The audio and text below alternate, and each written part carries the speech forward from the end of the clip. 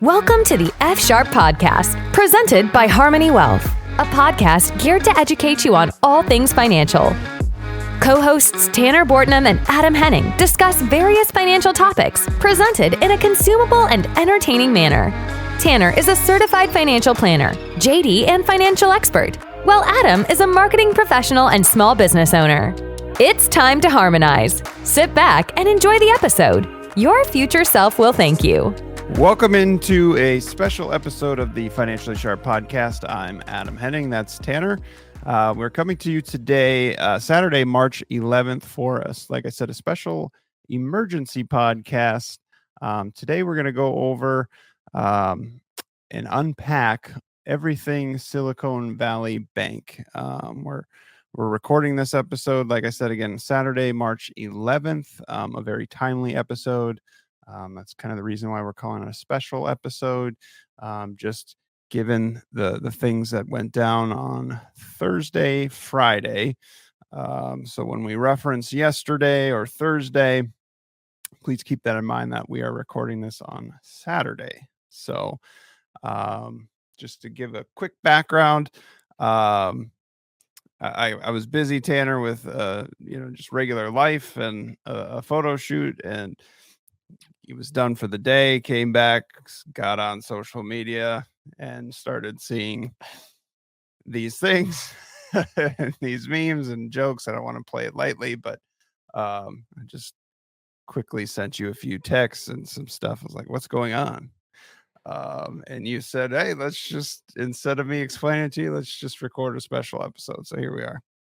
That's right. You'll learn it firsthand, along with anyone else that ends up watching or listening to the podcast. So, right. So instead of consuming all that stuff on social media, might as well just go to an expert, right, and get the facts and unpack what we know right now. So, where do you want to start here? We're going to try to keep this pretty condensed from a normal format of our episode, so hopefully we can stick to about 15-20 minutes here. So where do you want to start? Yeah, that's the hope. Don't hold me to that. Yeah, I was gonna say, it depends how many questions you have and things that we need to kind of dive into more. But really, I mean, I just want to talk about, again, what we know as of now. It's Saturday, so what information is out there right now. As you mentioned, you heard a lot of it on social media. I've seen a lot of things on social media. They're, getting maybe a tenth of it right, and not that they're intentionally getting things wrong. It's just you can only put so much on social media. And so it's not focusing on all of it. And what I want to do in this is really just, it's a very, very complex situation that had, what I think are three really main causes that caused this, perfect storm.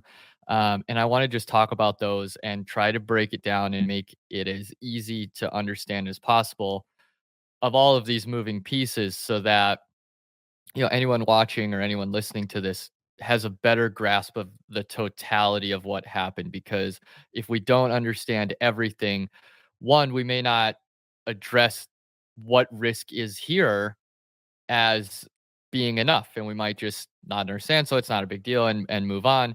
But on the flip side, there are times, and this I think is social media pushing this, but that it could cause more panic than is also necessary. So I think it's just really important to talk about Silicon Valley Bank. We're going to be calling that SVB for the rest of the episode, to try to cut down on the long names, but really just talk about who they were, what happened, what situation were they in, and what did they do that got them into this situation? Was there any bad actors that we are aware of? What are the implications of this going forward? All of those types of things. And we'll try to keep it, as Adam said, a heck of a lot shorter than our normal episodes, which run 45 minutes to an hour.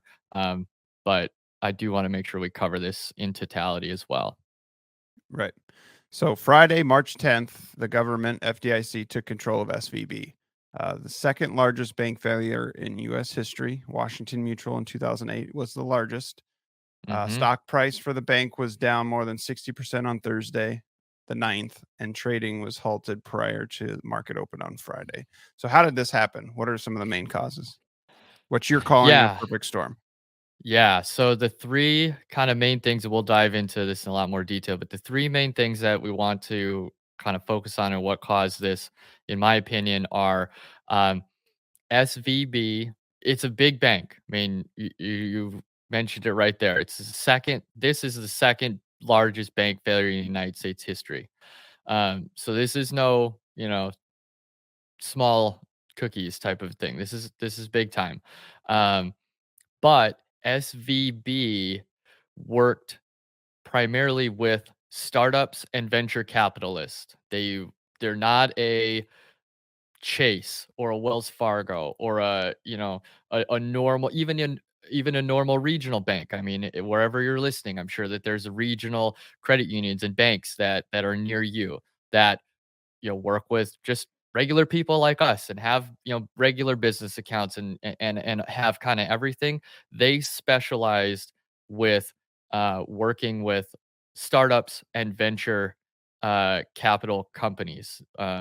Nearly a half of all venture backed tech and healthcare companies um, were using SVB. So very, very specialized with what they did. But it also is not a new bank. They've been around for 40 years. So they've been around a long time. So that's going to be issue number one, is that they're highly specialized into a certain area. Issue number two is the rapid. I say that a little bit. It has been rapid, but I don't want to. This isn't the Fed's fault, so I'll put that out there first. But the rapid rate hikes that we've seen over the last 9 months have had played an impact into this and what happened. That's factor number two of this perfect storm. And then the third one was, uh, again, I don't want to blame social media, but social media had to play into it and kind of this. The information got out and there was a run on the bank. There was fear, and fear spread very quickly throughout the news and throughout social media. And there was a run on the bank. I don't remember the exact figure that I was reading, but approximately 25% of deposits were taken out in one day. Like that's going to cripple any bank. So when those things happen, and when all three of them happen, and in a very condensed time frame, it doesn't, at least at this point here on Saturday, nothing I've read looks or seems like there were any bad actors. Now, as more information comes out, maybe that is changes, but as of right now, it just seems like this was just a really, really unfortunate system. Three things that all happened and caused this very large bank to go under, and the FDIC took control on Friday. Can you explain a run on the bank? Is that just a phrase used to pull out money? A lot of assets were drawn. Yep, exactly. So a run on the bank is when people or companies go to the bank and take out their deposits and keep cash, move it to a different bank, whatever they do with them. But it's a very, very large withdrawal of deposits that a bank would had, and a big decrease in their assets. So, from a strategy standpoint, were they positioned well, or was this just bad strategy? Or Yeah, I mean, combination of many things. yeah, combination of many things. I'm gonna chalk it up to right now. Can you sit here and say, was it bad strategy? Sure, hindsight's Sounds 2020. sure, yeah, cherry A lot picking. of the social media memes, some of the ones that you sent me talk about that. They had one of them. I'm trying to remember, was a clip from Wolf of Wall Street, and they had changed some of the terms in there and whatnot, and basically just making a mockery of SVB and what happened. Um, I don't know. Like, it's hindsight's 2020, so we can sit here and say, yeah, that wasn't very intelligent to make investments that they did. But again, like, we're right here right now knowing that if they made those investments 2, 3, 4 years ago, like, you don't know that this is happening. And so I think that it's a little harsh at least as of this point, until more data would come out, I think it's a little harsh to say that it's because of poor investments. So let's just walk through what happened so that we're not talking, like, I feel like that kind of got into an area where we haven't really discussed Sorry. the assets and different things. That's okay. So um let's just so we went over the three kind of catalysts that I think cause this. Now let's just start, and I'm just going to kind of walk through what happened. If you have a question on something, please throw it in. But I don't want to do a lot of explaining in this other than just to kind of walk through this series of events and then we can go over it. That sound cool? Um, so as of Wednesday, we're looking at what, March 8th? Yep. All right. Yeah. So as of Wednesday, March 8th, SVB was capitalized and had enough assets to be in compliance with all of the Dodd-Frank rules. So as of Wednesday, things were okay. What are Dodd-Frank rules? Yeah, so that Dodd-Frank rules are rules that were and regulations that were created after the financial crisis of 2007 to 2009 when we had to bail out all of those banks. So it's a bunch of capital requirements. There's tons and tons and tons of rules, but the main one that we're going to be discussing here is that there is a requirement of that banks hold an X percentage, I don't know what it is, but a percentage of their assets or of their deposits has to be held at the Fed, or something like that. But as deposits go up, their ratio goes up, and thus they can do more with money. As deposits come out of the bank and people are taking money out, they now have to put more money in, sell some of their assets, or get more cash, or get more funding to make sure that they continue to keep this ratio. Does that make sense? Okay, so that's we're gonna be talking about this ratio. So just remember that is, as assets are coming out, it hurts your Dodd-Frank ratio, and you have to have a minimum at the close of business every day, and so that's one of the issues of what happened here. So as of Wednesday, they were fine. SVB has a portfolio of assets, as do I don't want to say all banks, but probably most all, if not all banks. And what this is as people have been giving banks money and they put their deposits in there, the bank doesn't just sit there and hold on to all this cash and have this gigantic, gigantic vault and there's just a bunch of cash there, right? Like they send it off to the Fed, or they, loan it out in loans. That's part of their portfolio. This portfolio also is made up of bonds, because the bank is taking your money and giving you a return. Now, again, historically, over the last 10 years, that return has been very, very, very little. But as interest rates have started to go up, some banks have started to need to, raise what they're giving you to have money in a money market or in savings account or whatnot. So the banks take the funds, loan them out, lend them to other people, or they will buy assets. Again, it's up to the bank what assets they buy, but they tend to buy safer assets, which are treasuries or corporate bonds, but in the bond realm. So they have these bonds on the books. No issues there. Totally fine, totally legal. Everything's fine. All banks do this. Then this is where the first part, kind of the next thing, is the part one of the perfect storm. With the rapid rate hikes that have been happening over the last 9 months from the Fed to try to fight inflation, which we need to do, that has caused bond values to drop significantly. So, quick caveat for those who don't know, bonds work in opposite direction, interest rates and prices. So if I have a bond that I bought 2 years ago and the interest rate is 1%, and a bond is worth $1,000, all bonds start out at $1,000.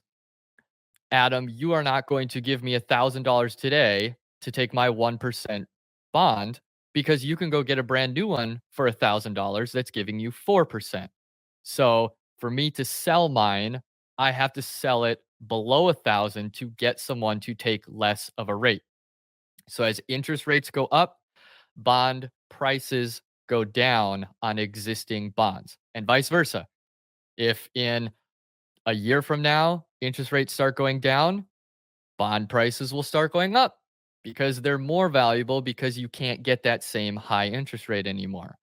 So, because interest rates have been going up, the price of these bonds in SVB's portfolio went down.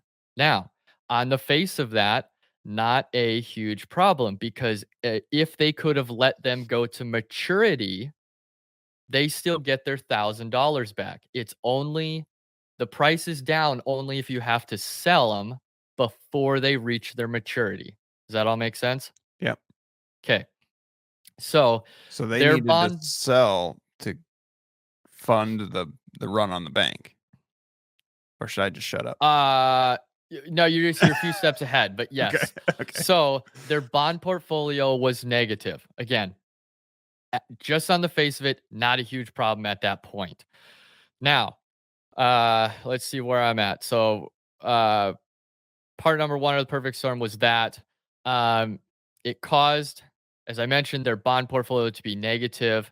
Now, part two of this perfect storm, as I alluded to earlier, they work primarily with startups and venture capital companies.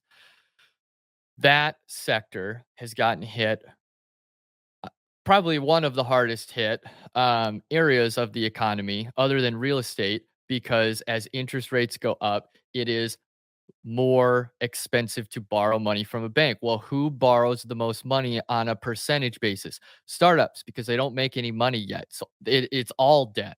And so they have switched from it's now too expensive to take out loans and keep borrowing money. So they were starting to take money that was on deposit from SVB and to do payroll and to pay for all their expenses and different things like that. So the deposits started to come out just on ordinary expenses from all of the startups.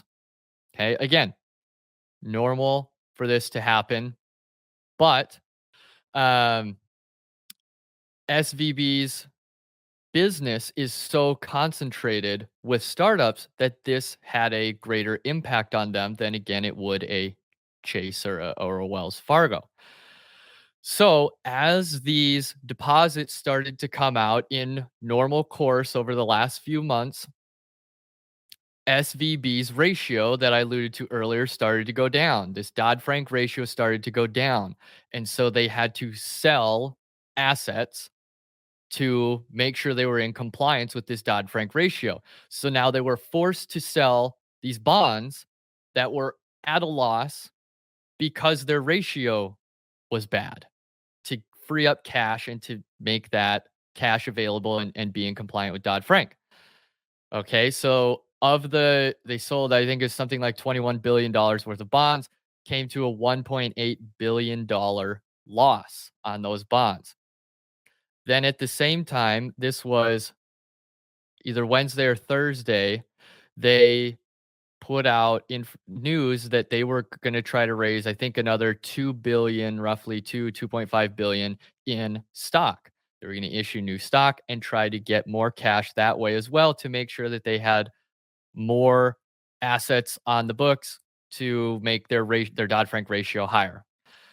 Well, part number three, all of this news breaks that this is happening, that they're selling this, sold this at a loss, and that they're trying to raise more cash by the stock, that the venture capital companies, and from what I understand, it was started by a select few that became very concerned about this and then told all of their companies that they have invested money in, go get all of your money out of there. Well, then the news starts fluctuating around and going through social media and across the news, and this just compounds. And that's where this run on the bank. It started with some, and then it went to more and more and more. And it was, like I had mentioned earlier, I think it was about 25% of all the deposits that the bank had came out on Thursday. So now your Dodd-Frank ratio is impossible to satisfy because no bank would be able to withstand 25% of deposits leaving. No bank in the world. And that's not a negative on banks. That's not a reason to fear banks. It's not like I'm not trying to put fear out there at all. That's just a fact. Like this is not supposed to happen. Like there's no reason that an instance would come up where 25% of everyone goes and takes all of their money. One out of every four person goes and takes all their money out of every bank. Like just doesn't happen. So this is what led to this perfect storm of situations. And then, the stock price fell, of course, which makes it even worse. And then more people are trying to get their money out. And this is all Thursday. And then Friday, pre-market, the stock fell another 60%. And the feds came in, FDIC came in before the business day even opened and just took over. They took over the bank. So it's now insolvent. FDIC is in place. Anyone with FDIC insurance, which is any account under up to $250,000, they said will get their money by Monday. The other problem with this and why there was such a run on this bank, again, going back to all the startups, is startups are businesses and tech innovators, and so they have a lot of cash. They make a lot of money. So most of these accounts that were there were over the $250,000 FDIC insurance, and that's why they were so afraid and trying to get all their money out. It was I have it right here. SVB had approximately 95% of its deposits were not FDIC insured, which means 95% of the money in the bank was over the $250,000 FDIC mark. So that made it even worse on this run on the bank, or more desire for people to get in there because it's not insured. And so, you go to Chase, they're at 51%, like most people are going to have all of their money covered. So there isn't going to be that urgency to have to go try to get all your money out, because like if Chase were to fail, which it's not going to, but if Chase were to fail, hypothetically, people's money's okay because it's Sure. FDIC insured. So it It's caused more a panic. consumer banking. Exactly. So this caused, and like I said, it's just a perfect storm of all of these things happening all at the same time. This is a interesting exercise, I guess, if you spend a little bit of time on this. But how much of social media of these three parts, if this would have been 2005, would they have been? And this is, I'm just asking for your opinion. Would Sure. they potentially been able to raise that in a couple of days without the news hitting and spreading so fast? Or since it's more Yeah. venture capitalist, No, so to answer that question, would it have been likely? I don't know, but the probability would have been significantly higher that things would have been fine. Like sure. even going through parts 1 and 2 of the perfect storm, if all of these tech companies and startups don't go take all their money out, the bank is fine. Right. Like that was the nail that sealed the fate of the bank. Basically, it was they were struggling, but they were trying to raise some additional capital. They had to sell at a loss. It's a huge bank. They would have been able to overcome that loss of having to sell for the bond part. They were trying to raise more capital with some additional stock. They had agreements in place for that to go through until this just turned into mayhem. Mm-hmm. I think they might have been okay. But the part that made it that there's no coming back from was that huge run on the banks, because now it's just impossible to try to cover and be compliant with Dodd-Frank, because so many assets just came out, and that you can't recover from something like that. So if there wasn't panic on it, yeah, there's definitely a significantly higher chance that they're still around and they're doing okay. Yeah, maybe they get dinged a bit and stock price comes down and different things like that, but they're not out of business. So they're set up in a pretty unique way, it seems, just given their portfolio. Are there other Mhm. banks that are kind of set up and balanced like this, or what other implications can potentially spill over to other banks, or if any? Yeah. Yep. Great question. And this is why I'm getting a lot, of clients calling in and wanting to know. Um, so, uh, just to kind of make it a little bit broader question of what you asked is, are we going to have another financial crisis? Is this going to spill over to all of the banks? Is this the start of another 2007, 2008? Highly, highly, highly unlikely. Of course, I cannot say no because none of us know the future, but highly, highly unlikely. Um, as we went over, SVB was in such a unique position. Are there other banks similar to SVB? Yes. But not Now, as big potentially. correct. SVB was the biggest of the ones that focus on startups. So, are there other banks that focus on startups? Yes. Would they potentially be in a situation like this? Maybe, I'm not going to say yes and I'm not going to say no. I don't know, but they would have a higher probability because they're going to be operating under the same or potentially the same situation. Now, I've used Chase as an example just because their information is super easy to find. Um, is this going to happen to Chase?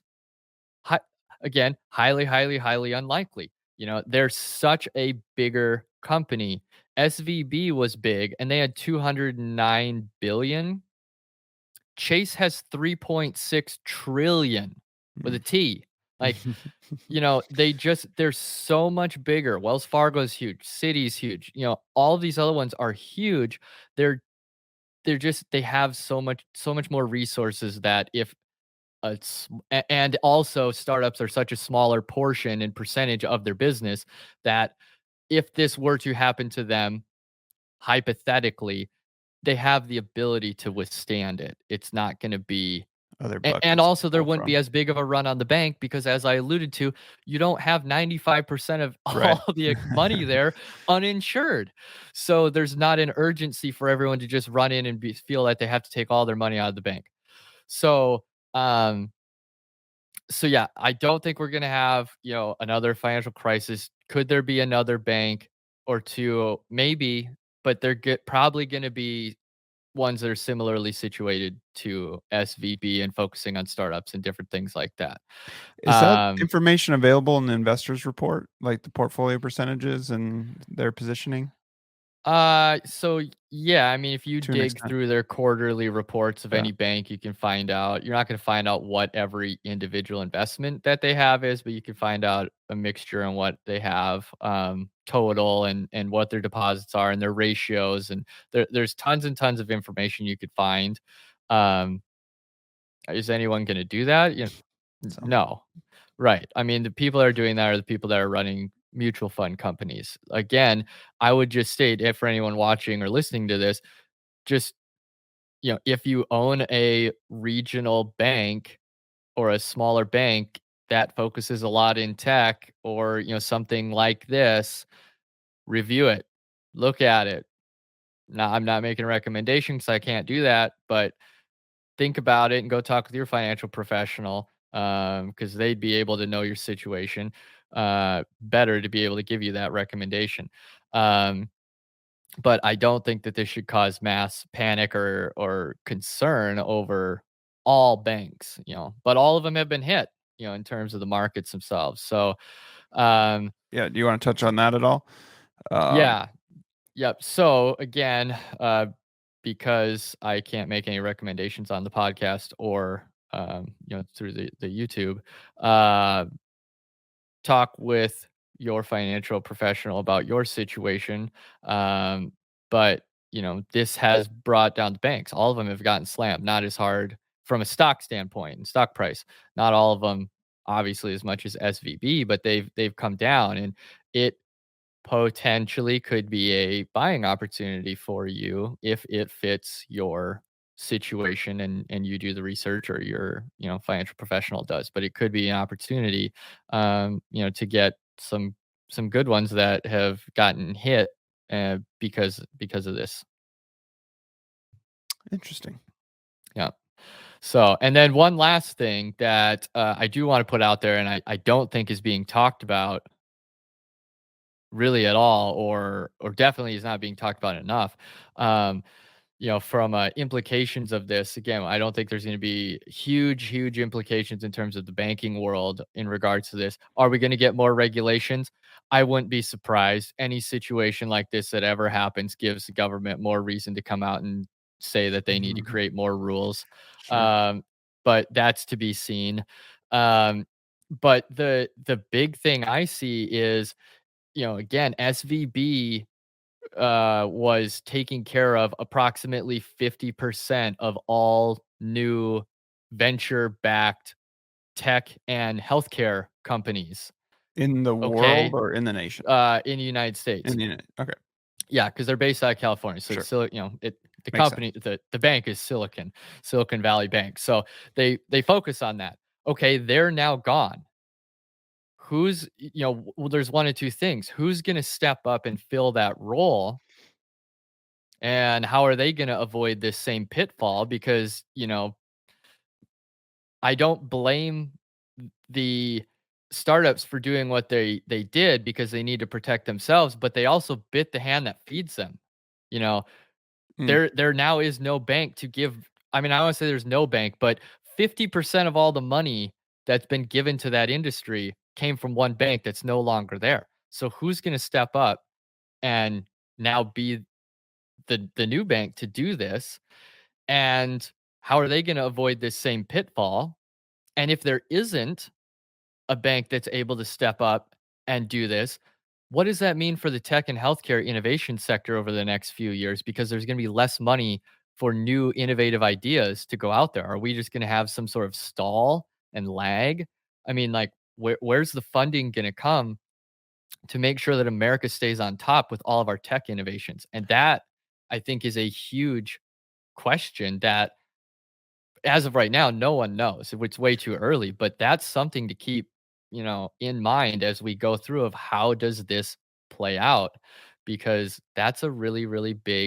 um, that's a really big concern. When you say step up, do you mean merger, potential merger, or just offering that service as a bank? Yeah, Uh, um, correct. I don't know Just any bank would want to buy that given the PR and operating it. You'd probably have a reband there, but what does that look like? If is there opportunity now, or is that gone since FDIC has stepped in? no, I mean there's definitely opportunity for another bank because there's still going to need to be new lending for new tech companies that are coming about. Right. So that's what I'm saying. So there could be, bank ABC that's based in Silicon Valley as well. Are they going to be able to step up and replace Silicon Valley Bank? Or will several banks be able to I mean, it's just that's such a huge void. I mean, it's 50%. That's half of the industry there. Now needs to be replaced by one or numerous banks. So, first off, is there the capacity out there to even do this? And second off, if there isn't, or if no, first, keeping with first off, if there is enough capacity to do this, how do they make sure they don't fall into the same trap that SVB fell into? Because it's going to be the same people and the same startup companies, and it's the same problem because startup companies are going to take their money out if a situation like this ever arises because they're going to try to protect themselves, and they have tend to have significantly more in deposits at normal times than the FDIC insurance covers. So how do you make sure we don't just have another SVB in a few years? And Is then it if you go is there ahead. potential to raise that limit, or would the Well, that FDIC need to do no. that? N Well, that'd be the government would have to do that, and the government's on the hook for this. I mean, so how FDIC works is if SVB doesn't have enough assets Right. to give people all their money back, the government is giving them their money back. So that's all of us taxpayers paying for that. So if they raise that higher, that's just more liability on all of us to pay. So I maybe they will. It's an option. I don't probably foresee it happening. I won't Um, cut that vein open any farther. no, that's just fine. Um, so so we have that, and then if there isn't the capacity out there, or if people or other banks just don't even want to take on this now, what does that look like for this industry? Where are they going to get their money? Are we going to have a lag in technology, or are they going to go overseas and get money? And now all of a sudden, all of our best ideas are being backed by overseas money. Is that a good thing? I mean, on one hand, yes, because it's going to continue to keep American innovation going forward. But on the other hand, it depends what country that is. I mean, do we want Russia funding some tech companies here in the United States? Probably not.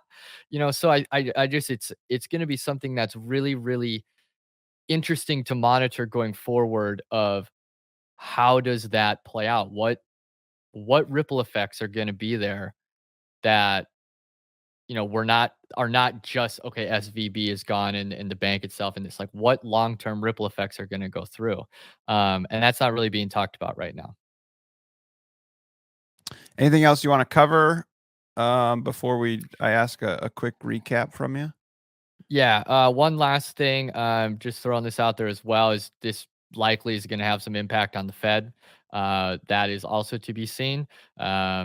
The Fed had looked like they were leaning towards doing a 50 basis point rate hike in March here, but with this news coming out, and maybe showing some cracks of, again, it's just one bank, but part of the problem was how fast interest rates had gone up, making the bonds that the bank owned lose so much value. Is the Fed going to balk? And are they going to slow down their interest rate hikes, which, okay, on one hand, may be good for the banks that are in trouble if there are more, which again, at this point, we don't know that. But on the flip side, could be hurting everyone else because inflation is going to remain higher for longer. So that's another interesting wrinkle to watch and see how that plays out. It definitely throws a curveball to the Fed. Then we'll see how they want to attack that. Yeah, should be an interesting couple of months, potentially the rest of the year. We'll learn more as we go. Instead of me giving a quick recap of how this happened, can you just go over those three things again real quickly? Yep. Just to recap us as we put a close to this yes episode. Yep. So just kind of recapping, the three main drivers of what happened here is just SVB is so specialized in working with venture capital and startups that they're in a unique position to be harmed by the downturn of that industry. The rapid rate hikes of the Fed over the last 9 months made their assets and bond portfolio lose money. And then they basically were forced to sell some of those assets at a loss. And then when that information came out, again, the venture capital companies and startups made a run on the banks, which typically should not happen. But because this is so specialized in that individual area, it made, that was the final nail in the coffin that they're not coming back. SVB is not coming back from this because there's too much money that came out in one day. Very good. That's very helpful information for me. I appreciate you. You're welcome. I didn't keep it to the 20 minutes you were hoping. Oh, we went way like always. But I know. It's just a lot. There's a lot there. Yes. And I think that would have saved me a lot of time from doing my own research and finding out what is what and what I should believe and what not to believe. So thank you, sir. You're welcome. Support our podcast by pressing that follow button, leave a 5-star review. Most importantly, tell a friend, share this episode, this special emergency episode. If you have not yet left a question or suggestion, shoot us an email, podcast@financiallysharp.com. That's podcast@financiallysharp.com. Again, if you've listened this far, we recorded this on Saturday, March 11th. So please keep that in mind if you're checking this episode out a little bit later. Some facts might have changed. So thanks for listening. You will hear us and see us in the next episode. This podcast is for informational and entertainment purposes only and should not be relied upon as a basis for investment decisions. This podcast does not engage in rendering legal, tax, financial, or other professional services. Investment advisory services are offered through Harmoney Wealth. a registered investment advisor authorized to do business in states where registered or otherwise exempt from registration. If you have questions pertaining to your specific situation, please contact Harmoney Wealth at 602-935-5155 or at harmoneywealthaz.com.